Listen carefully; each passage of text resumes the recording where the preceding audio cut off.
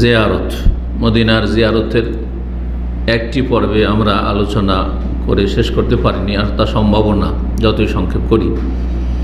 সেই জন্য চিন্তা করলাম যে একটু হক আদায় করতে হলে আর একটি পর্বের প্রয়োজন রয়েছে।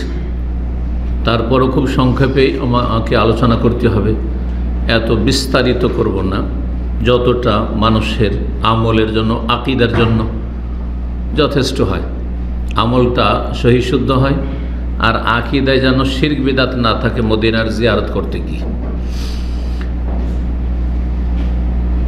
গত সপ্তাহের আলোচনায় 4টি পয়েন্ট আলোচনা করেছিলাম, মদিনার জিয়ারত সম্পর্কে 4টি পয়েন্ট আলোচনা করেছিলাম। আজকে 5টি পয়েন্ট আলোচনা করব। 5 নম্বর পয়েন্ট হচ্ছে আজকের প্রথম, তা হচ্ছে মসজিদে কোবা এবং বাকির জিয়ারত, একসাথে দুটি, এই দুটোকে আলাদা আলাদা করলে আমাদের পয়েন্ট 10টি হয়ে যাবে টোটাল। মসজিদে কোবার জিয়ারত মানে মসজিদে কোবা যাওয়া, জিয়ারত মানে ভিজিট করা, দেখা। আসলে আরবিতে যে জিয়ারত শব্দ, কবর জিয়ারত মানে কবর দেখতে যাওয়া, কবরবাসীর জন্য দোয়া করা না, দোয়া আলাদা জিনিস। এমনি যে গেলেন আপনি, এটাই জিয়ারত। এই জন্য আপনার আজকাল যে ভিসা দিয়ে ফ্যামিলি নিয়ে আসছেন না, এই ভিসাকে কি বলা হচ্ছে? জিয়ারা ভিসা, মানে কি ভিজিট ভিসা, ভিজিট বলছেন না? জি। তো জিয়ারাতুল কবর মানে কবর দেখতে যাওয়া। কবর দেখবেন কিসের জন্য? যাতে করে আপনার আখিরাত স্মরণ আসে, দেখলেই স্মরণ আসবে। আর যদি দোয়া করেন তার সাথে আর একটা কাজ করেন, তাহলে কি হবে? যাকে দেখতে গেলেন, যাদেরকে দেখতে গেলেন, তার ফায়দা হলো, দোয়াটা তার কাজে আসলো। এ কবর জিয়ারতের শরীয়ত সম্মত যে কবর জিয়ারত, তার দুটোই উদ্দেশ্য। তো মসজিদে কোবার জিয়ারত মানে মসজিদে কোবা যাওয়া যাবে। তো মসজিদ জিয়ারত করতে কী জন্য যায় মানুষ? সেখানে সালাত আদায় করার জন্য, তারপরে উদ্দেশ্য করে যাওয়া। কিন্তু বাইরে থেকে যখনই আসবেন আপনি, এগুলি সব তাবে থাকবে, মূল লক্ষ্য উদ্দেশ্য বা নিয়ত থাকবে মসজিদে নবীর জিয়ারত। এই কথাটি যেন আপনি মদিনার জিয়ারত সম্পর্কে কখনো না বলেন।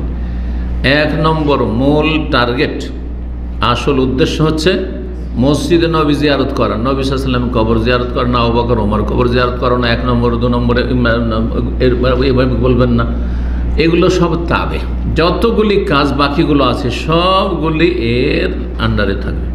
আমি মদিনা যাচ্ছি কি জন্য? মসজিদে নবী জিয়ারতের জন্য। 1 নম্বরে না, ওই বাকির জিয়ারত, বাকিকে তো বাকি বলবেন না, বেদাতিরা কি বলে? জান্নাতুল বাকি।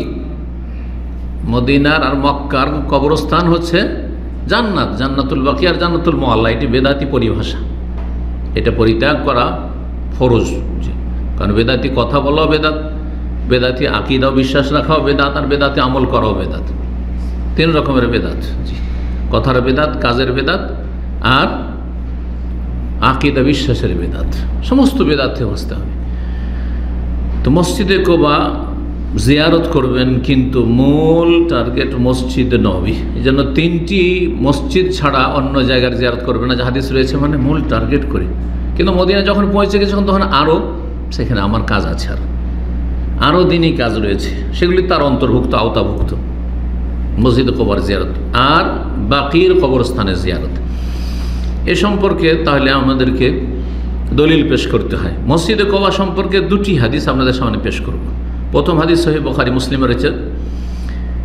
নবী সাল্লাল্লাহু আলাইহি ওয়াসাল্লাম সম্পর্কে আব্দুল্লাহ বিন উমর রাদিয়াল্লাহু তাআলা আনহু বর্ণনা করছেন যে কানান নবী ইয়াজুরু মসজিদ কোবা, ইয়াজুরু জিয়ারত করতেন রাসূলুল্লাহ সাল্লাল্লাহু মসজিদে কোবা জিয়ারত করতেন, রাকিবান ওয়া মাশিয়ান, কখনো বাহনে চেপে, ওটের পিঠে চেপে, কখনো কখনো পায়ে হেঁটে। সুতরাং 2টি সুন্নাত। কেউ যদি হেঁটে যেতে পারেন তো ভালো, প্রতি শনিবারে নবী সাল্লাল্লাহু হেঁটে যেতেন, সুতরাং যদি হেঁটে যেতে পারেন তো ভালো। আর যদি দেখছেন যে না, হাঁটা সম্ভব না বা হাঁটবো না, গাড়িতে চেপে যাচ্ছে, কিছুতেই চেপে যান, আপনি অসুবিধা নেই, যান। নবী সাল্লাল্লাহু আলাইহি ওয়াসাল্লাম কখনো হেঁটে কখনো বাহনে যেতেন। ওয়ায়ুসাল্লি ফিহি রাকাতাইন, 2 রাকাত সালাত আদায় করতেন, 2 রাকাত সালাত আদায় করতেন। জি। আরেকটি হাদিস যেটা বললাম সেটা হচ্ছে যে প্রতি শনিবারে নবী সাল্লাল্লাহু আলাইহি ওয়াসাল্লাম মসজিদে কোবা হেঁটে যেতেন। এই প্রতি শনিবারে যেতেন, এর উপর আমরা মদিনায় থাকা কারণে আলহামদুলিল্লাহ আমল করতাম। শনিবারে মসজিদে নববীতে গিয়ে আসর পর নেমে গেলাম। আর আসর মদিনা ইউনিভার্সিটি আসর পর বাস চালু হয়ে যায়, 12-14টা বাস নিয়ে যায় ছাত্রদেরকে, আবার এসে পরে নিয়ে আসে।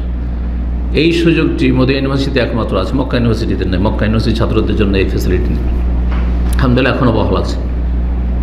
তো আসলাম, আসার পরে নেমে মসজিদে নববীতে ঢুকলে 2 রাকাত তাহিয়াতুল মসজিদ পড়ে নিলাম, আর না হলে নেমে ওখান থেকে ডাইরেক্ট টান দিলাম হেঁটে সোজা ওই সামনে আপনি বাবু সালাম থেকে আপনার কিবলার দিকে সোজা হাঁটতে লাগে, মসজিদ বেজালের কাজ দিয়ে সোজা পৌঁছে যান আপনি, 20 মিনিটের মধ্যে পৌঁছে যাবেন আপনি। আল্লাহ কবুল করেন। তো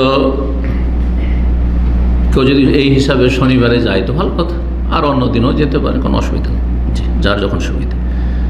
আর একটি হাদিস, যে হাদিসটি সুনান নাসাইতে রয়েছে এবং আলবানী রাহিমাহুল্লাহ সহিহুল জামেতে সেটিকে সহিহ বলেছেন।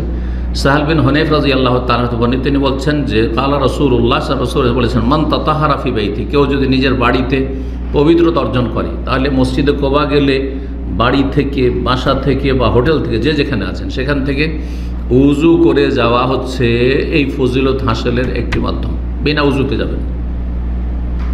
এখন এই হাদিস না জানা থাকলে অনেকে ভাবছেন যে যাই গিয়ে মসজিদে কোবাতে তো উজুখানা আছে, উজু করে নেব তারপরে নামাজ পড়ে নেব। না, আপনি এই ফজিলত আপনার ঘাটতি হয়ে যাবে।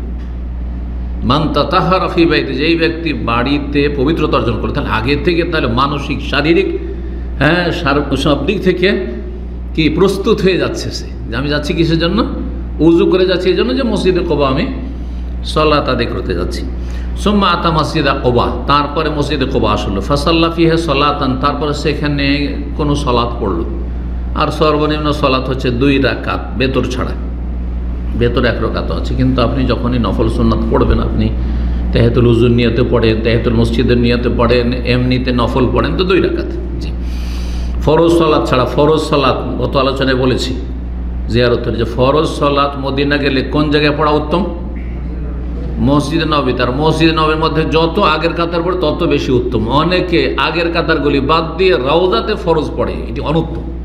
রওজা হচ্ছে অন্য নফল সুন্নাত পড়ার জন্য উত্তম, কিন্তু যখন জামাত শুরু হয়েছে তখন আতে মুসাফাল আউয়াল ফাল আউয়াল নবী বলছেন আগের কাতার প্রথম পুরা কর। আগের কাতারে জায়গা আছে, তারপর আগে যাবেন না, আপনি পেছনে দাঁড়িয়ে থাকবেন রওজাতে। এটা কোরআন সুন্নাহর অনুসারীদের পরিচয় না। মসজিদে কোবা আসলো উজু করে, পবিত্র অর্জন করে, ফাসাল্লা ফিহা সালাত, সেখানে সালাত আদায় করলো, তাহলে কি পাবে, কানা লাহু কাজরে উমরাহ, তাহলে তার জন্য একটি উমরার সওয়াব হয়ে গেল। আজর মানে নেকি, প্রতিদান, পারিতোষিক, আজর হয়ে গেল। তো এই ছিল মসজিদে কোবার জিয়ারত। এখন বাকি কি, বাকি ওই জায়গার নাম যেখানে মদিনার কবরস্থান রয়েছে।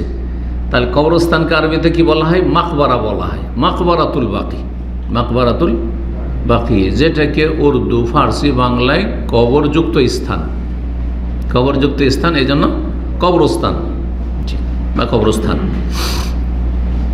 তো বাকির কবরস্থানের জিয়ারত করা ও সুন্নাত, কিন্তু আপনার এই নিয়ত থাকবে না এখান থেকে যে আমি যাচ্ছি মদিনা বাকির কবরস্থান জিয়ারতের জন্য, সোহাদা ওহদের জিয়ারতের জন্য যাচ্ছি 1 নম্বর, এইরকম নিয়ত থাকবে না সরাসরি। কিন্তু এগুলো আপনার মূল নিয়তের আওতাভুক্ত, যে মদিনায় আমার অনেক ইবাদতবন্দি আছে, তার মধ্যে এগুলিও আল্লাহ রাব্বুল ইবাদতবন্দির উদ্দেশ্যে যাচ্ছি। আর ওহদের যে সোহাদা 70 জন শহীদ হয়েছেন, তাদের কবরগুলি জিয়ারতের জন্য, আর বিশেষ করে সৈয়দুল সোহাদা, সৈয়দুল সোহাদা কি, সমস্ত শহীদদের শ্রেষ্ঠ শহীদ রাসূলুল্লাহ সাল্লাল্লাহু আলাইহি ওয়াসাল্লামের সম্মানিত চাচা হামজা ইবনে আব্দুল মুত্তালিব রাদিয়াল্লাহু তাআলা, হামজা রাদিয়াল্লাহু তাআলা আর ওমর রাদিয়াল্লাহু তাআলা, এই 2 জন মক্কায় ইসলাম কবুল করার পরে আর গোপনে নবী সাল্লাল্লাহু আলাইহি ওয়াসাল্লাম দাওয়াতও দেননি, আর গোপনে সালাত আদায় করেন, প্রকাশ্যে, এখন প্রকাশ্যে। একজনে হয়তো দুর্বল হইতে পারেনি, কিন্তু হামজা রাদিয়াল্লাহু পরে যখন ওমর রাদিয়াল্লাহু, 2 জনই ইসলাম কবুল করেন, 2 জন বীর যোদ্ধা, এই 2 জনকে মক্কার কাফের, বড় বড় কাফেরও ভয় পায়, 2 জনে বেরোলেন হারামের চত্বরে।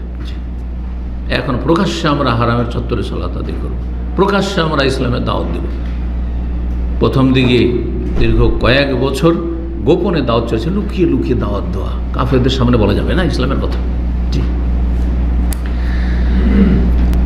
নবী সাল্লাল্লাহু আলাইহি সাল্লাম বাকির কবরস্থানে জিয়ারত করেছেন। কবর জিয়ারত দিনে হইতে পারে, রাতে হইতে পারে। নবী সাল্লাল্লাহু আলাইহি সাল্লাম বহু সময় রাত্রে গিয়ে জিয়ারত করেছেন। আর জিয়ারত করেছেন নবী সাল্লাল্লাহু আলাইহি সাল্লাম শহাদা উহুদের জিয়ারত করেছেন। শেষ জীবনে জিয়ারত করেছেন বাকির। আর তারপরে শহীদ শাহাদা বা যে শহাদা উহুদের জিয়ারত করেছেন। নবী সাল্লাল্লাহু আলাইহি সাল্লাম তাদের জিয়ারত করেছেন এবং তাদের জন্য দোয়া করেছেন। আরও বলেছেন সহিহ মুসলিমের হাদিস, জুরুল কবুরা, তোমরা কবর জিয়ারত ফাইন্নাহা তুযাক্কিরুকুমুল আখিরা, কারণ কবর জিয়ারত করলে তোমাদের পরকাল স্মরণ আসবে। পরকাল যেই কবরগুলি জিয়ারত করলে স্মরণ আসবে সেগুলি কি পাকা কবর? হ্যাঁ, যেগুলিকে সাজাতে আর যেগুলোর উপর গম্বুজ তৈরি করতে আর বিল্ডিং তৈরি করতে আর চাদর চড়াইতে লক্ষ লক্ষ কোটি কোটি টাকা খরচ, ওগুলো দেখে আখিরাত স্মরণ আসবে না দুনিয়া স্মরণ আসবে? যে পীর সাহেবেরা এই যে মাজারে গদ্দি নসীন কত কোটিপতি, কত বড় ধর্ম ব্যবসা, তাই না? তাহলে বোঝা গেল যে এই সব কবর জিয়ারত করে আখিরাত স্মরণ আসবে না। সেই জন্য এইসব শিরকের আস্তানা যেগুলো, বেদাতের আস্তানা যেগুলো, কুফরির আস্তানা যেগুলো, সেগুলো জিয়ারত করা শরীয়ত সম্মত নয়। বরং সেগুলির জিয়ারতকে সংকুচিত করতে হবে, সেগুলি থেকে লোকজনকে কমাতে হবে, সেগুলিকে বিরান করতে হবে। এটা হচ্ছে শরীয়ত, ভালো করে বুঝেন। না হলে আপনি যদি তামাশাও দেখতে, অনেকে কিন্তু অমুক আমি গিয়েছি শুধু দেখতে যে আটরসিতে কী হয়, মাইজ ভান্ডারে কী হয়, শাহজালালে কী হয় দেখতে গিয়েছি। কেন দেখতে গেছেন আপনি? আপনি শির কুফরির জায়গায় দেখতে, যেখানে আল্লাহর সবচেয়ে বড় নাফরমানি হচ্ছে, আল্লাহর গজব সেখানে নামছে, সেখানে গেছেন আপনি। তারপরে সংখ্যা বাড়িয়ে আপনি সহযোগিতা করেছেন আপনি তাদের। অনেক লোক আপনাকে আমাকে দেখে ধোঁকা খাবে যে ওনারা আসছেন তো আমরা গেলাম তো কী হলো, আমি হয়তো সহি আকিদা নিয়ে গেলাম, হ্যাঁ আমার কোরআন হাদিসের ইলম আছে, কিন্তু অধিকাংশ লোকের তো কোনো জ্ঞান নেই। তারা যখন কেরামতের ছড়াছড়ির কথা শুনবে তখন সব গুমরাহ হয়ে যাবে, কত প্রশ্ন হয়ে যাবে। নবী সাল্লাল্লাহু কবর জিয়ারতের দোয়া শিখিয়েছেন। সহিহ মুসলিমের এটি হাদিস, আসসালামু আলাইকুম আহলা দিয়ারি মিনাল মুমিনিন ওয়াল মুসলিমিন ওয়া ইন্না ইনশাআল্লাহু বিকুম লাহিকুন নাসআলুল্লাহ লানা ওয়া লাকুমুল আফিয়া, নাসআলুল্লাহ লানা ওয়া লাকুমুল আফিয়া। আসসালামু আলাইকুম, আপনাদের উপর সালাম, সার্বিক শান্তি নাজিল হোক। আহলা দিয়ারে, হে কবরবাসী, দারের বহুবচন, দার মানে বাড়ি, বাড়ি মানুষের যতক্ষণ বেঁচে আছেন জমির ওপরে, হ্যাঁ ভূপৃষ্ঠে, আর যখন মরে যাবেন তখন ভূগর্ভে। হ্যাঁ, মাটির পেট হচ্ছে বাড়ি, কবর হচ্ছে বাড়ি। আল্লাহু আকবার। আল্লাহ রাব্বুল আলামিন কবরের জীবনকে যেন সুখী করেন আমাদের প্রতিটি মুমিন মুমিনাতের। হে মুমিন মুসলিমগণ, তাদেরকে সালাম দিয়েছেন। ওয়া ইন্না ইনশাআল্লাহু বিকুম লাহিকুন, আর আমরা নিশ্চয়ই শীঘ্রই আপনাদের সাথে মিলিত হচ্ছি। আপনারা আগে চলে গেছেন, আমাদেরকে আসতে হবে। স্মরণ করছেন নিজে, এই অনুভূতি তৈরি করছেন এই দোয়া পাঠের মাধ্যমে, মন্ত্র পাঠ করছেন আপনি। নাসআলুল্লাহ লানা ওয়া লাকুমুল আফিয়া, আপনাদের জন্য আর আমাদের জন্য সার্বিক নিরাপত্তা কামনা করছি।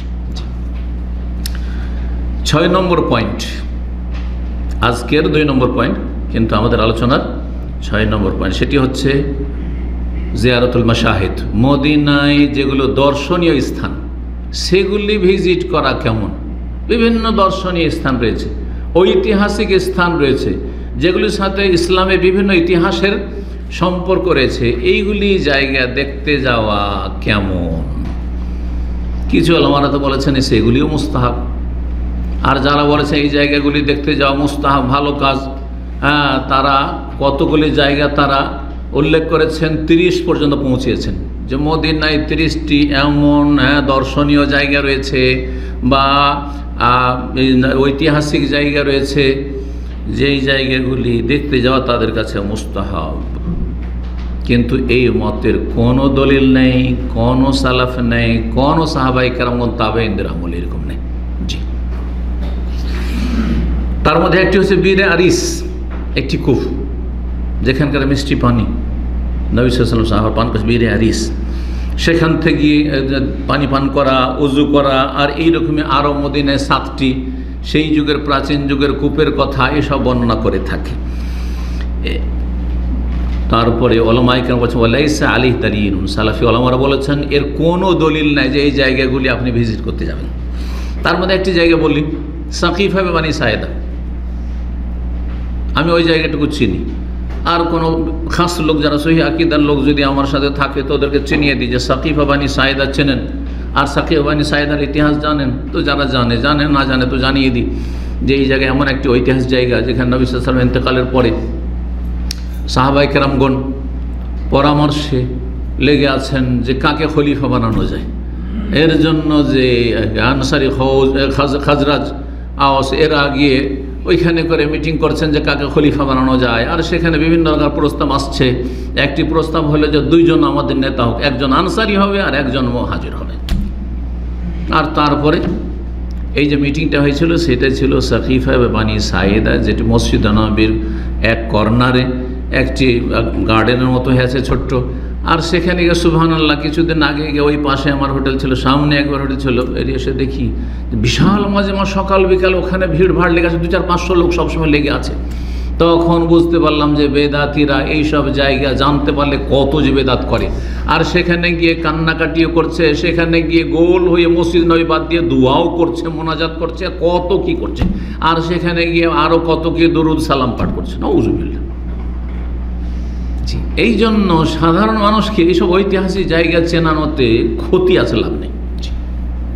তবে যার সহি আকীদা সে দেখার জন্য এবং চিন্তা করার জন্য এইসব বিষয় নিয়ে তার ঈমান তাজা হবে। এই জায়গায় সাহাবায়ে কেরামগণ বসেছেন, মিটিং করেছেন, এই জায়গায় নবী সাল্লাল্লাহু আলাইহি ওয়াসাল্লাম কোনো কিছু করেছেন ইত্যাদি যদি জানে তো ভালো কথা, কোনো দোষের কথা নাই। এই জায়গাগুলি যদি ইবাদতের জন্য যায়, তাবাররুক হাসিলের জন্য যায়, আর সাধারণত যারা মুস্তাহাব বলেছে কিসের জন্য, এই জায়গাগুলি বরকত হবে, এই জায়গাগুলিতে গেলে সেগুলি আমাদের আল্লাহর সান্নিধ্যের বা নেকির ওসিলা হবে, নাজাতের ওসিলা হবে, তাহলে নিঃসন্দেহে বেদাত, নিঃসন্দেহে বেদাত। ধর্মীয় চেতনা নিয়ে যদি যান যে আমি ঈমানের তাগিদে ওখানে যাচ্ছি, কিছু পাবো সেখানে গিয়ে, তাহলে বেদাত, হয় তাবাররুক আর না হয় তাওয়াসসুল, ওসিলা, অথবা সেগুলোকে বরকতের কারণ মনে করছেন। কিন্তু যদি কেউ যায় কিসের জন্য, লিতাআরুফ ওয়া তাফাক্কুর, ওলামারা বলেছেন জায়গাগুলো চেনার জন্য। ও নবী সাল্লাল্লাহু আলাইহি ওয়াসাল্লাম এই জায়গায় বসেছেন, যেমন যে ওহদের প্রান্তে আপনারা গেছেন, সেই ওহদ থেকে যে রাস্তা আসছে মসজিদ নববীর দিকে, সেই এলাকায় আমি একটা আলোচনা করেছি এবং ওখানে আমার খুব নিকট আত্মীয় মাশাআল্লাহ মদিনা ইউনিভার্সিটি ছিল, সেখানে দীর্ঘ সময় বিভিন্ন সময় গিয়েছি এবং থেকেছিও তাদের বাসায়। তো সেখানে এমন একটি জায়গা রয়েছে যেটা আমাদের মদিনা ইউনিভার্সিটির ছাত্র থাকাকালীন দেখিয়েছিলেন ওস্তাদেরা নিয়ে গিয়ে আমাদেরকে, যে এই জায়গায় নবী সাল্লাল্লাহু আলাইহি ওয়াসাল্লাম যখন আহত হলেন, দাঁত শহীদ হলো, মাথা জখম হলো, আর তারপরে সেখান থেকে অসুস্থ অবস্থায় ওহদের প্রান্ত থেকে মদিনা আসলেন, তখন ক্লান্ত হয়ে পড়লেন আর এখানে একটু বিশ্রাম নিয়েছিলেন এই জায়গায়। এই জন্য ওই মহল্লার নাম হচ্ছে এখন মুস্তারাহ, হাইউল মুস্তারাহ। মুস্তারাহ মানে বিশ্রামাগার, বিশ্রামের জায়গা। তো এখন যদি বেদাতিকে চিনিয়ে দেওয়া হয় তো ওখানে গিয়ে বেদাত করা শুরু করবে, যে আহারে এখানে নবী সাল্লাল্লাহু আলাইহি ওয়াসাল্লাম ক্লান্ত হয়ে পড়েছেন, অচল হয়ে পড়েছেন, সুতরাং বসে গেছে, কত কী করা শুরু করবে না। কিন্তু যদি আপনি জানার জন্য এবং এসব নিয়ে চিন্তা করার জন্য যে নবী সাল্লাল্লাহু আলাইহি ওয়াসাল্লাম সাহাবাগণ কত কোরবানি দিয়েছেন, রক্তের কোরবানি দিয়েছেন, জানের কোরবানি দিয়েছেন, ধন সম্পদের কোরবানি দিয়েছেন, স্ত্রীদেরকে বিধবা বানিয়েছেন, ছেলে মেয়েদেরকে এতিম বানিয়েছেন, আমরা কি করছি ইসলামের? মিষ্টি মিষ্টি ইসলাম শুধু। হ্যাঁ, তো এগুলো হচ্ছে তাফাক্কুর, চিন্তা করা যে কত দূর করছি। আর আমরা বড় বড় আশা নিয়ে বসে আছি বিনা হিসাবে জান্নাতের জন্য। আজকাল অনেকে প্রশ্ন করে যে বিনা হিসাবে জান্নাতে যাব, আর একটু হিসাব টিসাব হয়ে জান্নাতে যাব, এই আশা তো করেন কখন? বিনা হিসাবে জান্নাতে যেতে চাই, অথচ বিভিন্ন পাপে জড়িয়ে আছে, চোখের পাপ থেকে তো বাঁচতে পারে না। জি, এগুলো কোনো ব্যাপারই মনে করে না। মহিলাদের দিকে তাকানো, মহিলা ছবি দেখা কোনো ব্যাপার মনে করে না, আর বলে বিনা হিসাবে জান্নাতে যাবে। গীবত করা কোনো ব্যাপার মনে করেন না, আর বিনা হিসাবে জান্নাতে যাবে। এত সহজ, এত সহজ। আল্লাহ তৌফিক দান করুন বুঝার। কেউ যদি সুন্নত মনে করে যায় তাহলে বিদআতুন লা তাজুজ, মোটেই জায়েজ না। এই দর্শনীয় এলাকাগুলি বা ঐতিহাসিক এলাকাগুলি দেখার জন্য আর সেখানে গিয়ে যদি কিছু বেদাত করে, যেমন তাওয়ারুক হাসিল করছে, কোথাও হাত বুলাচ্ছে আর তারপরে শরীরে হাত মলছে, তাহলে আরও জঘন্য বেদাত হইল। আর সেখানে গিয়ে এই ধরনের যদি মনে করে যে এখান থেকে কিছু পাবো, তাহলে বড় শিরক করে ফেললো, ঈমান হারিয়ে ফেললো, সর্বনিম্ন বেদাত এসব জায়গায়। তাহলে দর্শনীয় এলাকা মদিনার জিয়ারত করতে যাও সুন্নত মনে করে বা ইবাদত মনে করে, বেদাত কমপক্ষে। আর যদি তাতে গিয়ে অতিরিক্ত আরও কিছু সংযোজন ঘটে শিরকি আকীদার, অতি ভক্তির, তাহলে সেগুলি বড় শিরকে পরিণত হবে। জি, 7 নম্বর পয়েন্ট আমাদের ধারাবাহিক আলোচনার আজকের 3 নম্বর, তা হচ্ছে জিয়ারতের ক্ষেত্রে নিষিদ্ধ কাজগুলি। মদিনা জিয়ারত করতে গিয়ে যেই কাজগুলি নিষেধ, কিন্তু অনেক মুসলিমরাই করে থাকেন। আমাদের মুসলিম সমাজে এই রোগগুলি ঘরে ঘরে আর মগজে আকীদা আমলে বসে আছে। অনেকেই বেদাত করে থাকেন মসজিদ নবী জিয়ারত করতে গিয়ে বা মদিনা জিয়ারত করতে গিয়ে। সেগুলি ইনশাআল্লাহ তাআলা বেশ কিছু এখানে আমি নোট করে নিয়েছি, আপনাদেরকে শোনাই। তার মধ্যে একটি হচ্ছে হাজী সাহেবরা যারা হজে আসছেন বা উমরা করতে আসছেন, তাদের মারফত নবী সাল্লাল্লাহু আলাইহি ওয়াসাল্লামকে সালাম পাঠানো। হ্যাঁ, যে আমার সালামটা কি করিয়েন, নবী পাকের রওজায় পৌঁছে দিয়েন। আর এইরকম গজল বাংলা ভাষাতে যথেষ্ট আছে না নেই? হ্যাঁ, নবী পাকের রওজে আমার সালাম পৌঁছে দিও ভাই। মদিনা কেউ জিয়ারতে যাচ্ছে, তখন তাকে সম্বোধন করে একটা গজল তৈরি হচ্ছে, নাতে রসুল তৈরি হচ্ছে, এগুলো নাতে রসুল বলা হয়। আর তারপর একটা অংশ, একটা লাইন বললাম আমি ছোটোকালে, যেহেতু এসব গজল এমনিতে অটোমেটিক মুখস্থ হইতো মাদ্রাসায় পড়লে। তো নবী পাকের রওজে আমার সালাম পৌঁছে দিও ভাই, একটা লাইন, এটা একটি গজলের। তো তারপরে অথবা চিঠি লিখে পাঠিয়ে দেওয়া, যে আমার এই চিঠিটা নবী পাকের রওজা একটু দিয়ে দিন, ফেলে দিন।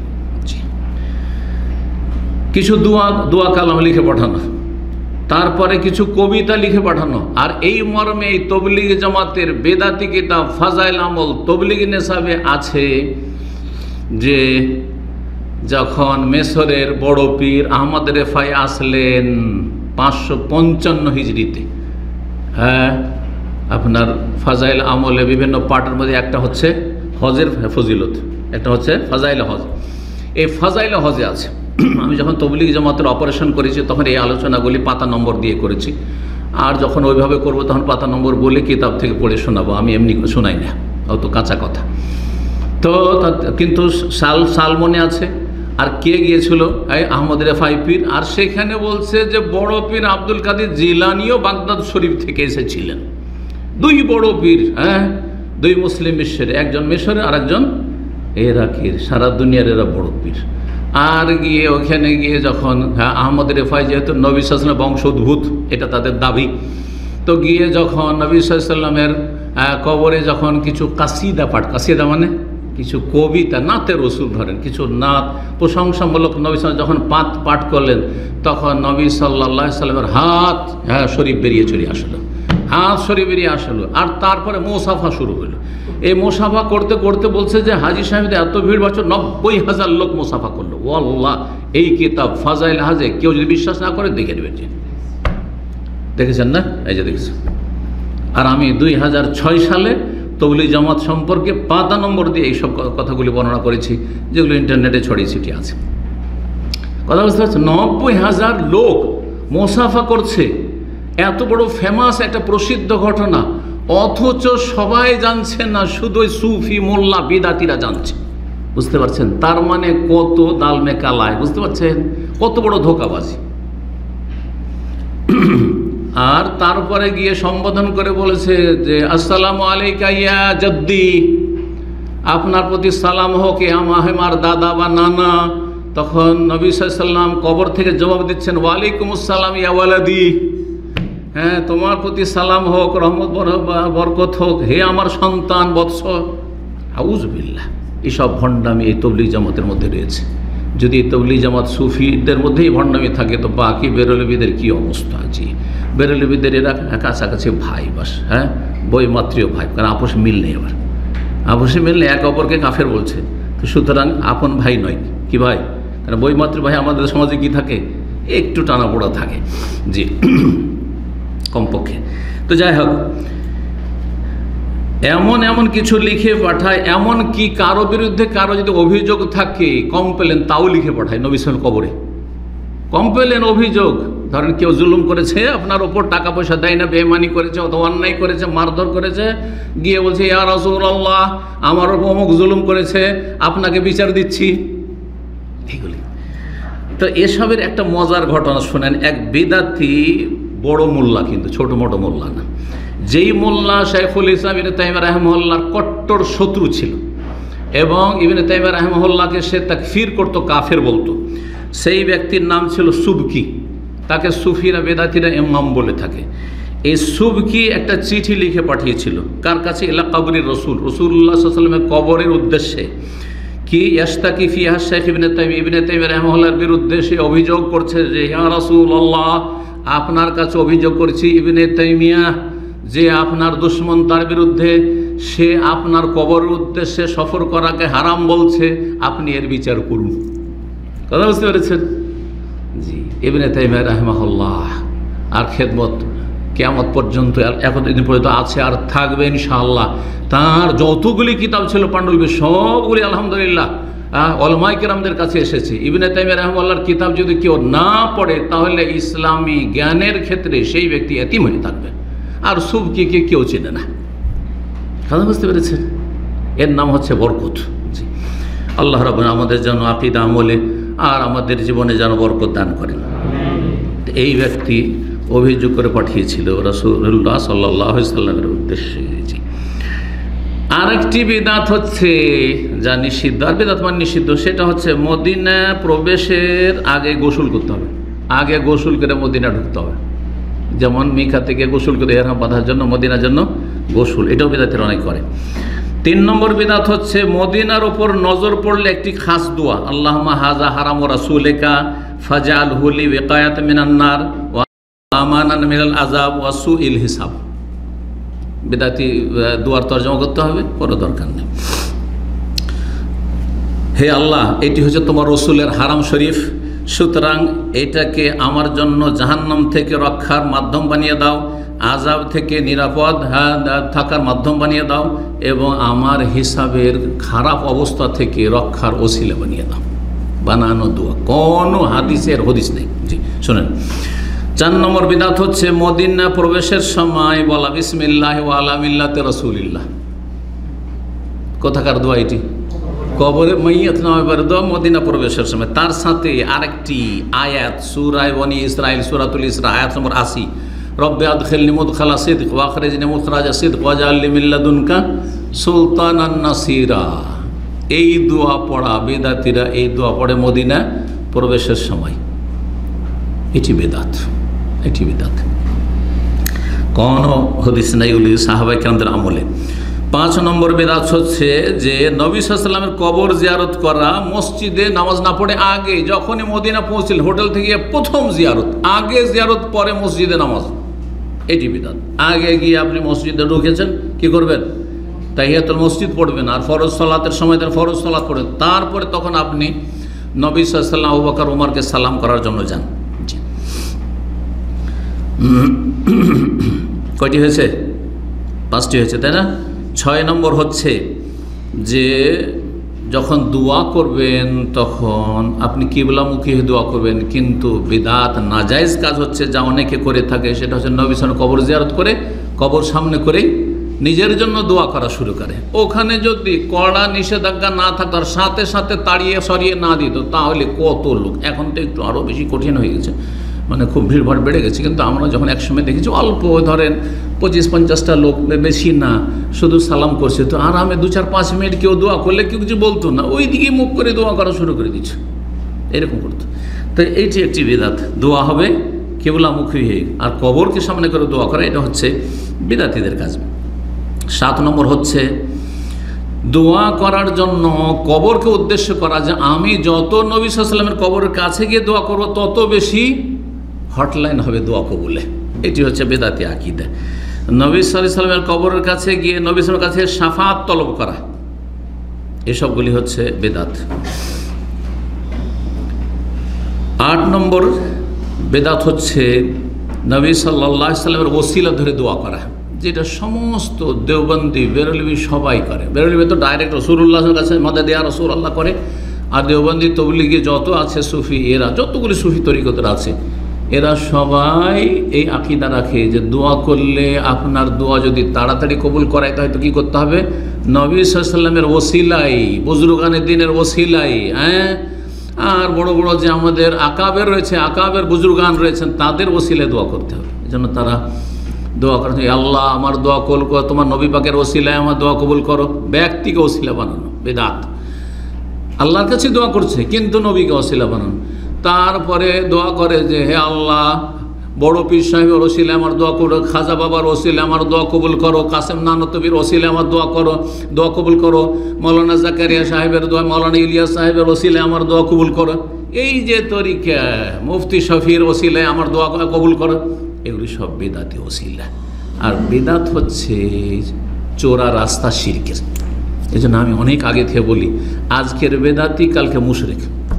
বেদাত করতে করতে, কারণ চোরা রাস্তা, আপনি বর্ডারে চলে গেছেন, একটু দিয়ে গেলেই আছাড় খেয়ে পড়ে যাবেন আপনি। কিসে পড়বেন? শিরকে গিয়ে পড়বেন আপনি। এই জন্য যারা বেদাত করে ধীরে ধীরে গিয়ে সরাসরি নবীর কাছে চাওয়া শুরু করে, সরাসরি তখন খাজা বাবার কাছে চাওয়া শুরু করে। 9 নম্বর বেদাত হচ্ছে যে নবী সাল্লাল্লাহু আলাইহি সাল্লামের যে কবর রয়েছে, যে কক্ষে হুজরায়ে আয়েশা, তার যে জালিগুলো রয়েছে, সেই জালিগুলোতে হাত বোলানো তাবারকের জন্য যে অনেকে ছোঁয়ার চেষ্টা করে, আর ছোঁয়ার পরে শরীরে হাত বোলাবার চেষ্টা করে, আর সেখানে আশ-শাফাআত ইয়া রাসূলুল্লাহ, হে আল্লাহ রাসূল আপনি সুপারিশ করিয়েন।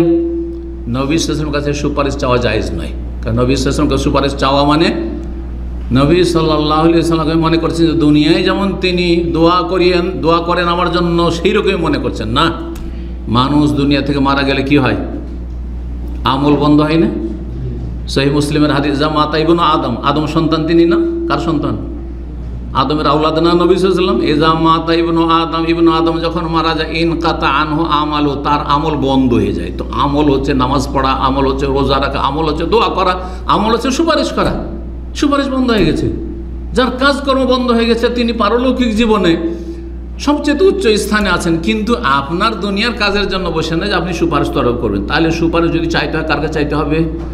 আল্লাহ তুমি আমাকে তোমার নবীর সুপারিশ দান করো। এইটা সুন্নতি দোয়া হচ্ছে আল্লাহুম্মা শাফিনি, আমার সুপারিশ গ্রহণ করুন, বেনবিয়িকা। এইভাবে আল্লাহ, আপনি আরবিতে বলার কোনো প্রয়োজন না, আল্লাহ তোমার নবীর সুপারিশ আমাকে দান করো, তোমার নবী যেন আমার জন্য সুপারিশ করে, আল্লাহ তোমার কাছে দোয়া করছে, এইভাবে বলবেন আপনি। কিন্তু নবী সাল্লাল্লাহু আলাইহি ওয়াসাল্লামকে কি বলবেন? যা শাফাআত ইয়া রাসূলুল্লাহ, এটি এক ধরনের শিরক। আপনি গায়রুল্লাহকে ডাকছেন আপনি, জি, যেটা তার ক্ষমতায় নেই। এখন যেই কাজ তার বন্ধ হয়ে গেছে, এখন তার এই ক্ষমতা নেই, সেটা হাসর মাঠে তখন এই কর্ম শুরু হবে। জি।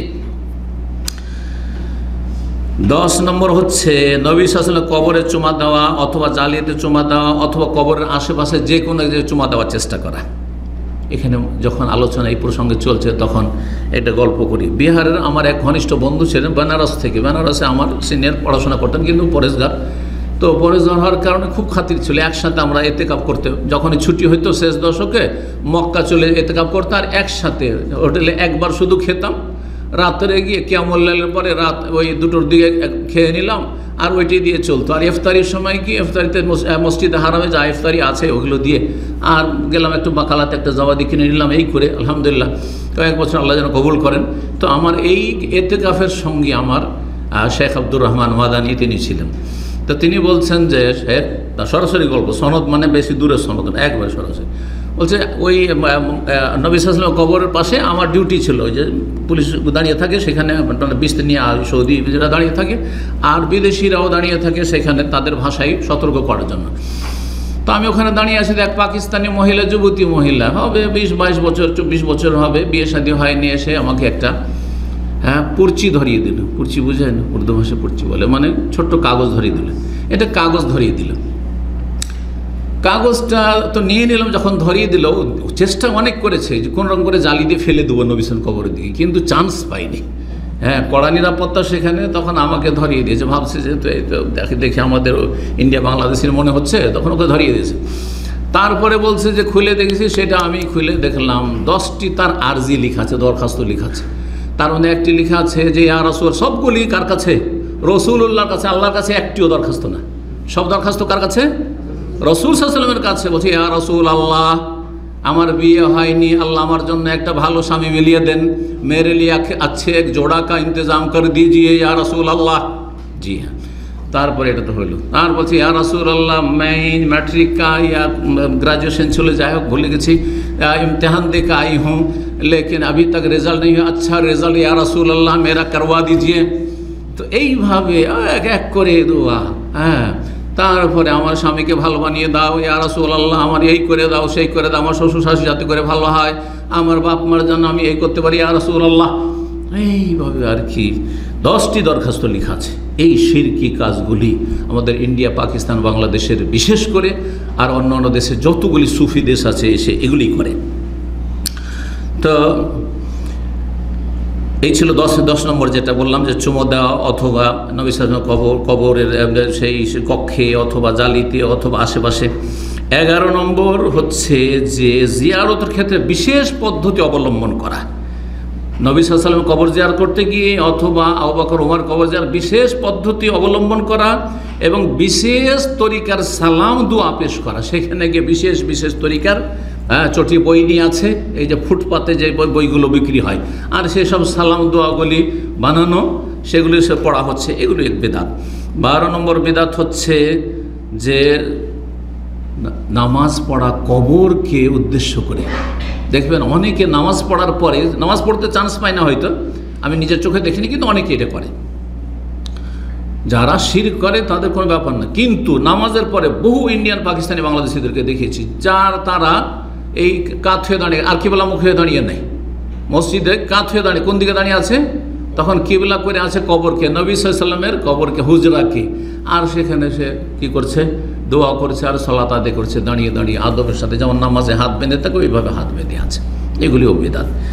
তো কেউ যদি সালাত আদায় করেন নবী সাল্লাল্লাহু আলাইহি ওয়াসাল্লাম কবর সামনে করে, আমাদের এক ওস্তাদ ছিলেন মদিনা ইউনিভার্সিটি, তিনি নিজে বলছিলেন যে মওলুদুর রাসূল মক্কায় যেটি রয়েছে, যেই লাইব্রেরি বলা হচ্ছে যে এই জায়গায় নবী সাল্লাল্লাহু আলাইহি ওয়াসাল্লাম জন্ম, এটাই তার মা আমেনার ঘর ছিল, সেখানে কাবাকে পেছনে করে সেজদা করতে নিজের চোখে দেখেছি এক যুগে। তারপরে কড়া নিরাপত্তা দেওয়া হয়েছে, আর তারপরে সেখানে যে লেখা ছিল ওইটাকে একেবারে ছোট করে দেওয়া হয়েছে, ছোট্ট করে লেখা আছে ওই লাইব্রেরিটার উপর যে মওলুদুর রাসূল সাল্লাল্লাহু আলাইহি ওয়াসাল্লাম। 13 নম্বর বেদাত হচ্ছে যে কবরের পাশে বসা, কবরের আশেপাশে তেলাওয়াত করা, জিকির আজকার করা। রিয়াজুল জান্নাতে একেবারে কবর সেটে নামাজ পড়ে অনেকে, কবর সেটে বসে দোয়া করে যে এখান থেকে কী হবে, তাড়াতাড়ি আমার দোয়াটা কবুল হবে, কারণ নবী সাল্লাল্লাহু আলাইহি ওয়াসাল্লাম কবর এখানে আছে। একেবারে আমি নামাজ পড়েছি, দেশে গিয়ে গৌরব করে আমি নামাজ পড়েছি কোনখানে, একেবারে নবী সাল্লাল্লাহু আলাইহি ওয়াসাল্লামের কবর মোবারকের যে হুজরা আছে, হুজরা দেওয়ালের সাথে সেটি আমি নামাজ পড়ে এসেছি। এগুলো আমার দেশের গৌরবের বিষয় বেদাতীদের। জি, এসব বেদাত। বরং এখান থেকে যদি মনে করে তাবাররুক বা তাড়াতাড়ি করে কবুল হবে হটলাইন, তাহলে এগুলো শিরক, বড় শিরকের অন্তর্ভুক্ত। 14 নম্বর হচ্ছে পিঠ লাগানো কবরের দেয়ালের সাথে, হয় পেট লাগানো জড়িয়ে ধরা, আর না হলে পিঠ লাগানো, কমপক্ষে যে শরীরে তাবাররুক আসবে ওখান থেকে।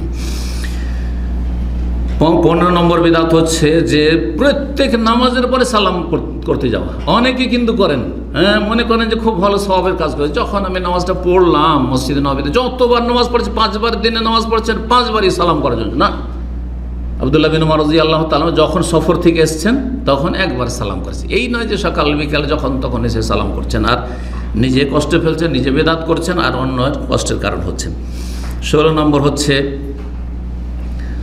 যে মদিনাবাসী যখনই আসে, মসজিদে আসবে বিদাতিরা, এটা তখনই সেখানে এসে উদ্দেশ্য হচ্ছে কবর জিয়ারত করা, অথবা যখনই বের হচ্ছে মসজিদে নববীতে বসেছিল, যখনই বের হবেন মসজিদে নববীতে তখন কবর জিয়ারত করবেন। কবর জিয়ারতের সময় উচ্চ স্বরে বলা আসসালামু আলাইকা ইয়া রাসূলুল্লাহ, আসসালামু আলাইকা ইয়া রাসূলুল্লাহ, এটিও বিদআত। আস্তে করে বলবেন আপনি। চিন্তা করুন তো, আমার সামনে মাসলা জিজ্ঞাসা করলে আস্তে করে বলছেন আপনি। আমি আপনার মতোই মানুষ, 19 আর 20 একটু, হ্যাঁ, ব্যাস, যে আমি ফতোয়া দিতে পারবো হয়তো আর আপনি পারবেন না, সেই জন্য মুস্তাফতি আপনি ফতোয়া জিজ্ঞেস করছেন, সেখানে আস্তে কথা বলছেন। এই নয় যে হইচই করে আপনি চিৎকার করে কথা বলছেন। তো আমার সামনে যদি এতটা আদব খেয়াল থাকে, আর আপনি কবর কাছে নবী সাল্লাল্লাহু আলাইহি ওয়াসাল্লামের শাহ আবু বকর ওমরের কাছে আসসালামু আলাইকা ইয়া রাসূলুল্লাহ, জি, তো এইটি চরম বেয়াদবি। 18 নম্বর বিদআত হচ্ছে তাবাররুক হাসিল করা ওই আপনার গম্বাদে খাজরা বুঝেন? এটা উর্দু ভাষীরা বুঝে। গম্বদ মানে গম্বুজ, আর খাজরা মানে সবুজ। সবুজ যে নবী সাল্লাল্লাহু আলাইহি ওয়াসাল্লামের যে কবর রয়েছে, যে হুজরা আয়েশার ওপর, যে পরবর্তীকালে এক শ্রেণীর শাসকরা, এটা কোনো আলেম ওলামাদের হুকুম না, তারা সেখানে কি করেছে, তার বেদাতি আকীদার ছিল, তারা সেটা সবুজ গম্বুজ করেছে। আর সেই গম্বুজ থেকে যতগুলি পানি ঝরে পড়ে, কিছু লোক সেখানে চান্স নিয়ে থাকে বর্ষা বৃষ্টির সময়, যে পানি যত ঝরে পড়বে সেগুলি থেকে তাবারক হাসিল করবে, এগুলি বিদআত। 19 নম্বর হচ্ছে যে মদিনার বিভিন্ন মসজিদ বা মাজার যেগুলি রয়েছে, জিয়ারতের স্থান, সেগুলি আশেপাশে যেখানে রয়েছে সেগুলির উদ্দেশ্য করে যাওয়া, যে যাই অমুক জায়গায় যাচ্ছে, যেমন 7 মস্কো দেখে আসে, আগে 7টি মসজিদ, পরে 5টি মসজিদ, সবাই মসাজিদ জানেন তো না, ওই যে খন্দকের কাছে, এগুলোতে যাওয়া। কিন্তু কেউ যদি ঐতিহাসিক জায়গা দেখার জন্য যায়, যেমন শুরুতে বলে দিয়েছি যে যাচ্ছেন কিসের জন্য, কিবলাতেন নেকির জন্য যাচ্ছেন, আপনি যাচ্ছেন যে এখানে কিবলার পরিবর্তন হয়েছে সেই জন্য যাচ্ছি, এই জায়গাটা খন্দকের যুদ্ধ হয়েছিল সেই জন্য একটু এলাকাটা দেখতে যাচ্ছি আমি, জ্ঞান অর্জনের জন্য, নলেজের জন্য, আর সেগুলি নিয়ে একটু ফিকির করে আমার ঈমান তাজা করার জন্য। কিন্তু সেখানে ইবাদত বন্দেগীর জন্য আর মসজিদের লাইন, ছোট্ট ছোট মসজিদের লাইন লাগিয়ে আছে বেদাতিরা দুই রাকাত করে নামাজ পড়ার জন্য, সব বেদাত।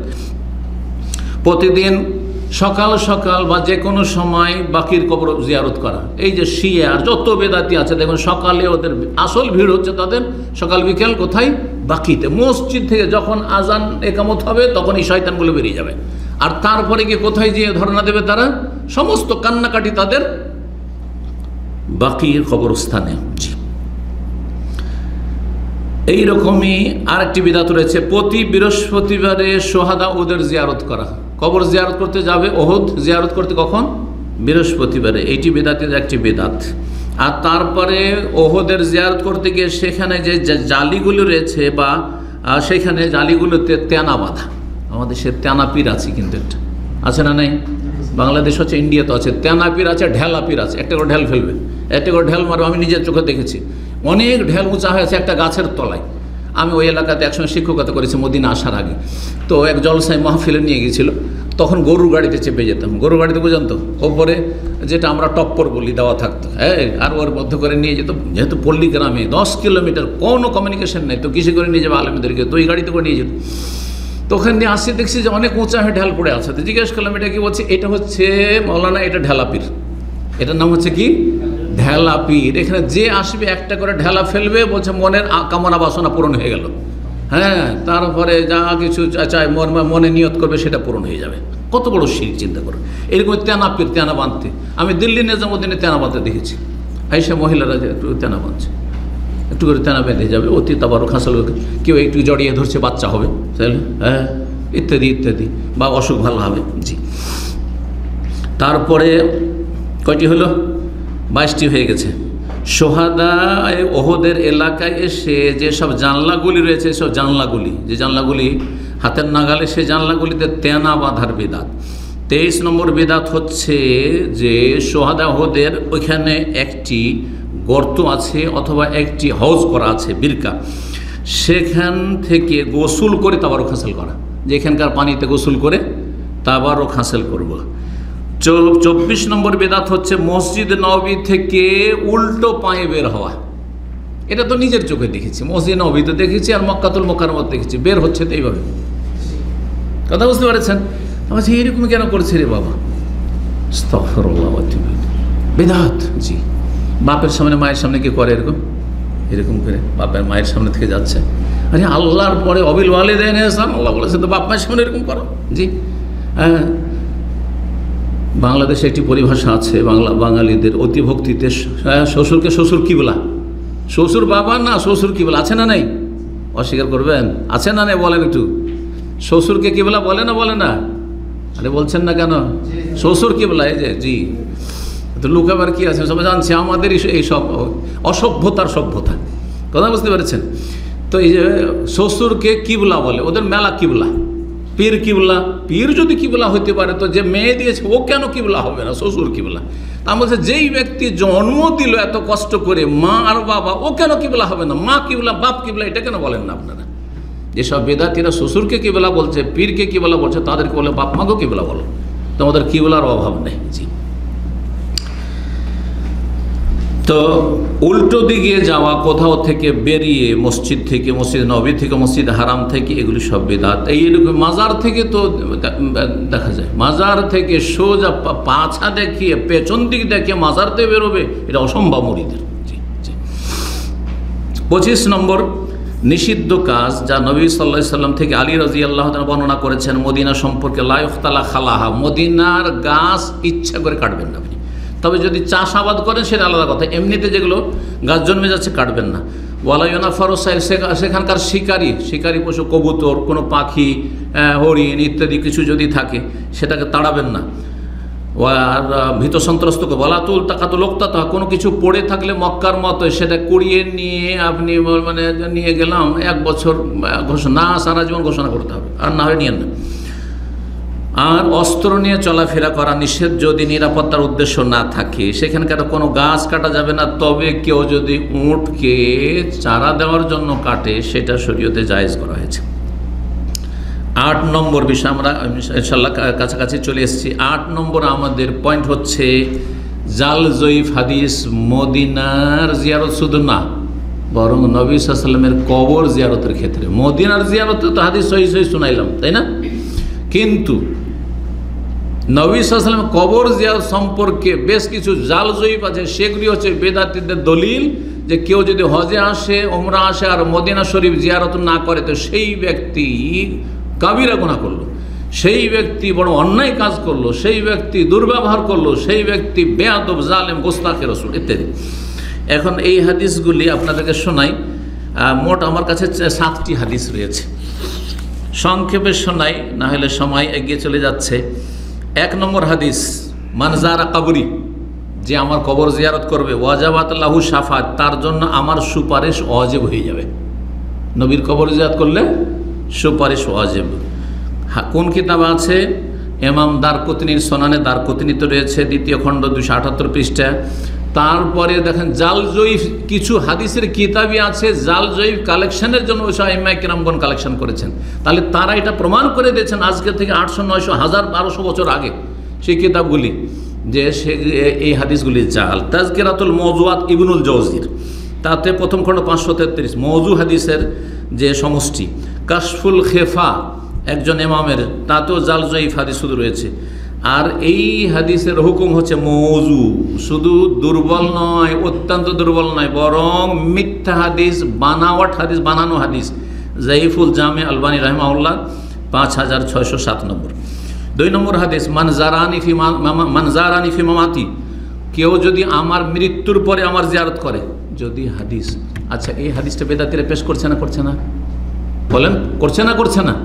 নবীর কবর জিয়ারতের ফজিলত বা তাগিদের ওপর, ওয়াজিব করার ওপর দলিল হিসাবে পেশ করছে না? হাদিসে ভাষাটা কি আছে? যদি ধরেই নেন যে হাদিসটা ঠিক, মান জারানি ফি মামাতি, কেউ যদি আমার জিয়ারত করে আমার মরণের পর, মামাত মানে মরণ, তাহলে বোঝা গেল যে তাদের জাল হাদিসও আছে যে নবী মারা গেছেন, কিন্তু তারা তো বলছে হায়াতুন নবী, বলছে না? তাহলে তাদের দলিল প্রমাণ করে যে হায়াতুন নবী না, মামাতুন নবী। এবার বোঝা গেছে? জি হ্যাঁ, যদিও কোরআন স্পষ্ট করেছে, হ্যাঁ, যে ইন্নাকা মাইয়িতুন ওয়া ইন্নাহুম মাইয়িতুন, তুমি না মরণশীল আর তারাও মরণশীল। জি, যেই ব্যক্তি মরণের পরে আমার জিয়ারত করলো, কানা কামান জারানি ফি হায়াতি, তাহলে ওই ব্যক্তির মতো মর্যাদা পেয়ে গেল যে আমার জীবদ্দশায় জিয়ারত করেছে, তাহলে তো সাহাবী হয়ে গেল। যারাই নবীর কবর জিয়ারত, তারা কি হয়ে গেল? সাহাবী হয়ে গেল। মানে জীবদ্দশায় জিয়ারত করেছে তারা কে? সাহাবীর মর্যাদা পেয়ে গেলেন। তাহলে মাশাআল্লাহ, এত ফজিলত। জি, জান্নাত সহজ। তাবরানি কবিরে রয়েছে 12তম খণ্ড 406 পৃষ্ঠা। কাশফুল খেফাতে রয়েছে, তাজকিরাতুল মওযুআতে রয়েছে। ইমাম যাহাবী রাহিমাহুল্লাহ বলছেন মওযু, আলবানী বলেননি, কারণ আলবানীর ওপরে অ্যালার্জি বেদাতীদের। আজকে থেকে 700-800 বছর আগে ইমাম যাহাবী রাহমাতুল্লাহ আলাইহি তিনি বলেছেন, তার কিতাব না পড়লে হাদিসের সহিহ জয়ীফ কোনো ব্যক্তি জানতে পারবে না। ইবনে হাজার রহমতুল্লাহ আলাইহি এবং ইমাম যাহাবীর কথা বোঝা গেছে। সমস্ত আগের আইম্মায়ে কিরামদের কিতাবগুলিকে সব কালেকশন করেছেন। অনেকগুলি কিতাব রয়েছে, সময় স্বল্পতার জন্য না হলে সব কিতাবের কথা উল্লেখ করতাম, কারণ ওগুলি আমরা পড়াশোনা করেছি হাদিস বিভাগে। তো ইমাম যাহাবী রাহিমাহুল্লাহ আজকে থেকে 800 বছর আগে বলেছেন মওযু, হাদিসটি জাল, মিথ্যা। জি, 3 নম্বর জাল হাদিস শোনেন, মান জারানি হাত্তা ইয়ানতাহিলা কবরি, যে আমার জিয়ারত করলো, কে বলছেন? যেন নবী সাল্লাল্লাহু আলাইহি ওয়াসাল্লাম বলছে, জাল হাদিস, কিন্তু নবী সাল্লাল্লাহু আলাইহি ওয়াসাল্লাম বলছেন, তারা বলছে। যেই ব্যক্তি আমার জিয়ারত করলো হাত্তা ইয়ান্তাহিল কবরি, এমনকি আমার কবর কাছে পৌঁছে গেল, কুনতু লাহু ইয়াউমাল কিয়ামতি শাহীদান আও শাফিয়ান, তার জন্য কিয়ামতের দিন আমি সাক্ষী হয়ে যাব, সুপারিশকারী হয়ে যাব। হাদিস তাজকিরাতুল মওযুআত ইবনুল জাওজির প্রথম খণ্ড 533 পৃষ্ঠা, কাশফুল খেফা ফাওয়ায়েদ মজমুআ, ইমাম শাওকানির একটি জালের সমষ্টির কিতাব রয়েছে, প্রথম খণ্ডে 117 পৃষ্ঠা, ফাওয়ায়েদ মজমুআ তার কিতাবের নাম। ইমাম যাহাবী রাহিমাহুল্লাহ বলছেন মওযু, হাদিসটি জাল, আজ থেকে 800 বছর আগে বলেছেন। আলবানী ইরওয়াউল গলিল 1127 নম্বর বলেছেন যে জাল। 4 নম্বর জাল হাদিস, মান জাআনি যায়রান, যেই ব্যক্তি আমার জিয়ারত করতে আসলো, লা তাআলামু লাহু হাজা, তার আর কোনো প্রয়োজন নেই, দুনিয়ার কোনো কাজে আসেনি, ইল্লা জিয়ারতি, আমার জিয়ারতের জন্য, মানে কবর জিয়ারতের জন্য আসলো, কানা হাক্কান আলাইয়া, তাহলে আমার ওপর তার হক হয়ে যায় কি, আন আকুনা শাফি লাহু শাফিয়ান, তার আমি সুপারিশকারী হয়ে যাব, তার জন্য সুপারিশ অবধারিত হয়। তাবরানিল কবিরে রয়েছে, তাজ মোজামুল কবির, তাতে রয়েছে 12 খণ্ড, 12 খণ্ড, 291 পৃষ্ঠা। মাজমুজ জাওয়ায়েদ রয়েছে, তালখিসুল হাবির ইমাম ইবনে হাজার রয়েছে। আর তারপরে বলছেন যায়িফুন জিদ্দান, অত্যন্ত দুর্বল, অত্যন্ত দুর্বল হচ্ছে জালের কাছাকাছি। সিলসিলা যায়িফা মওযুআর 5732 নম্বর হাদিস। 5 নম্বর জাল হাদিস, মান হাজ্জা ইলা মক্কাতা, যে মক্কার হজ করলো, সুম্মা কাসাদানি ফি মসজিদি, তারপরে আমার উদ্দেশ্যে আমার মসজিদে আসলো, কুতিবাত লাহু হাজ্জাতান মাবরুরাতান, তার 2 মবরুর হজ লেখা হবে। একটা মক্কায় হজ, একটা মদিনার হজ হয়ে গেল, 2 মবরুর হজ। দেখছেন না, হ্যাঁ, কত বেহিসাব নেকি, হ্যাঁ, বিনা হিসাবে নেকি। কানজুল উম্মাল 5ম খণ্ড 223 পৃষ্ঠা, দাইলামি মুসনাদে দাইলামি, এই কিতাবটি জাল জয়ীফের কিতাব, হ্যাঁ, মুসনাদুল ফিরদৌস যেটি বলা মুসনাদ দাইলামি। আফাতু, এর মুসিবত হচ্ছে আসিদ ইবনে যায়েদ বিন জামাল, এই লোকটি সম্পর্কে ইমাম ইবনে মাইন রাহিমাহুল্লাহ, ইমাম বুখারী মুসলিমের ওস্তাদ, তিনি বলছেন কাজ্জাবুন, সে মিথ্যাবাদী, মিথ্যুক ছিল, মওযুউন, হাদিসটি জাল। মওসুআতুল আলবানীর 2য় খণ্ড 541 পৃষ্ঠা। 6 নম্বর হাদিস, জাল হাদিস, মান জাআনি যায়রান, যে ব্যক্তি আমার জিয়ারত করতে আসলো, লা ইউহিম্মুহু ইল্লা জিয়ারাতি, তার আমার জিয়ারত ছাড়া আর কোনো উদ্দেশ্য নেই, কান হাক্কান আলাল্লাহ, আল্লাহর উপর হক হয়ে যায়, আনা কুনা লাহু শাফিয়ান ইয়াউমাল কিয়ামা, কিয়ামতের দিন তার সুপারিশকারী হব। তাবরানির মুজামুল কবিরে রয়েছে, যায়িফুন জিদ্দান, অত্যন্ত দুর্বল এই হাদিস, সিলসিলা যায়িফা মওযুআর 5732 নম্বর। 7 নম্বর হাদিস, এবং এটা দিয়ে শেষ করছি এই জাল হাদিসের। তারপরে একটি পয়েন্ট শুধু রয়েছে অল্প সময়ের, সেটা মান হাজ্জাল বাইতা, এই হাদিসটি খুব প্রসিদ্ধ, ছোটোকালে শুনেছিলাম, ছোটোকালে হাদিসটি শুনেছিলাম বেদাতীদের থেকে। মান হাজ্জাল বাইতা, যে বাইতুল্লাহর হজ করলো, ওয়ালাম ইয়াজুরনি, আমার জিয়ারত করলো না, মক্কা থেকে যদি কেউ বিদায় হয়ে চলে যায়, মদিনা না আসে, ফাকাত জাফানি, সে আমার উপরে জুলুম করলো। হ্যাঁ, জাফা বলা হয় দুর্ব্যবহার করা, হ্যাঁ, দুর্ব্যবহার করা। তারপরে যেটা বলা হচ্ছে নিষ্ঠুরতা, আমার সাথে দুর্ব্যবহার করলো। এই হাদিস মওযুউন, এই হাদিস হচ্ছে জাল। ইমাম হাফেজ যাহাবী রাহমাহুল্লাহ মিজানুল ইতিদাল 3য় খণ্ড 237 পৃষ্ঠা বলেছেন যে হাদিস জাল। ইমাম জারকাশি বলেছেন, ইমাম শাওকানি ফাওয়ায়েদুল মাজমুআতে বলেছেন 42 পৃষ্ঠাতে যে জাল। এতে যে বর্ণনাকারী মৃত্যু করেছে সে মোহাম্মদ ইবনে নওমান, জি। আর এই হাদিস জাল। আল্লামা আলবানী বলছেন মওযুউন, হাদিস হচ্ছে জাল, সিলসিলা যায়িফা মওযুআর হাদিস নম্বর হচ্ছে 45। শেষ পয়েন্ট, সেটা হচ্ছে যে নবী সাল্লাল্লাহু আলাইহি সাল্লামের কবর জিয়ারতের বিষয়টি, নিয়তের বিষয়টি। আপনি যখন মদিনা আসবেন, শুরুতে অবশ্য আলোচনা হয়ে গেছে, তারপরে আবার শেষখানে এটা যেন রিভাইজেশন একটু আর কি, সংক্ষেপে আর একটু গুছিয়ে বিষয়টি বলানো, যাতে করে মানুষের জন্য স্পষ্ট হয় বিষয়টি। সেটা হচ্ছে যে নবী সাল্লাল্লাহু আলাইহি সাল্লামের কবর জিয়ারতের উদ্দেশ্যে আসবেন না মসজিদে নবীর জিয়ারতের উদ্দেশ্যে আসবেন? মসজিদে নবীর জিয়ারতের উদ্দেশ্যে। নবী সাল্লাল্লাহু আলাইহি ওয়াসাল্লামের কবর জিয়ারতটা আপনার যে সব উদ্দেশ্যগুলি আছে তার অন্তর্ভুক্ত থাকবে কিনা, এটা একটি বিষয়। এটা কয় ভাগে হইতে পারে, কোনটা জায়েজ কোনটা না জায়েজ, 3টি অবস্থা হইতে পারে। এই 3টি অবস্থা এখানে বর্ণনা করব। নবী সাল্লাল্লাহু আলাইহি ওয়াসাল্লাম কবর জিয়ারতের ক্ষেত্রে প্রথম অবস্থা হচ্ছে যে আইয়াসুদ্দার রাহলা বিকাসদে জিয়ারতুল মসজিদ নবী, আপনার উদ্দেশ্য হচ্ছে মসজিদ নবী জিয়ারত করব, সেখানে গিয়ে সালাত আদায় করলে 1000 গুণের সওয়াব পাবো। 1 রাকাত মানে 1000, অন্য জায়গার 1000 রাকাত আর এখানকার 1 রাকাত সমান, এই জন্য যাচ্ছি। তাহলে ফাহাজিহি জিয়ারাতুন মাশরুআ মুস্তাহাব্বা বিল ইজমা, এই ক্ষেত্রে সবাই একমত, ইজমা রয়েছে মত সবার, যে এটি হচ্ছে সুন্নাত, মুস্তাহাব, ভালো কাজ, নেকির কাজ, এতে কোনো ইখতিলাফ নেই। উদ্দেশ্য কি আপনার? মদিনা কি জন্য যাচ্ছেন? মসজিদ নববীতে নামাজ পড়বেন আপনি নেকি হাসিলের জন্য। 2 নম্বর উদ্দেশ্য আইয়াকসুদ আল মসজিদ, উদ্দেশ্য হচ্ছে মসজিদে নববী এবং তার সাথে নবী সাল্লাল্লাহু আলাইহি ওয়াসাল্লামের কবর জিয়ারত করব, এটা তার সাথে তার অন্তর্ভুক্ত, আওতাভুক্ত। বেহাইসু ইয়াকুনুল কবর তাবিয়ান, কিন্তু কবর জিয়ারতটা 1 নম্বর মূল উদ্দেশ্যের আওতাভুক্ত, 1 নম্বরে না, মূল উদ্দেশ্য নয় আপনার। তাবিয়ান লিজিয়ারাতিল মসজিদ হাযা আইযান সাফারুন মাশরু, বলছেন যে এটাও শরীয়ত সম্মত এবং এটাও মুস্তাহাব, এতেও কোনো ইখতিলাফ করা চলবে না।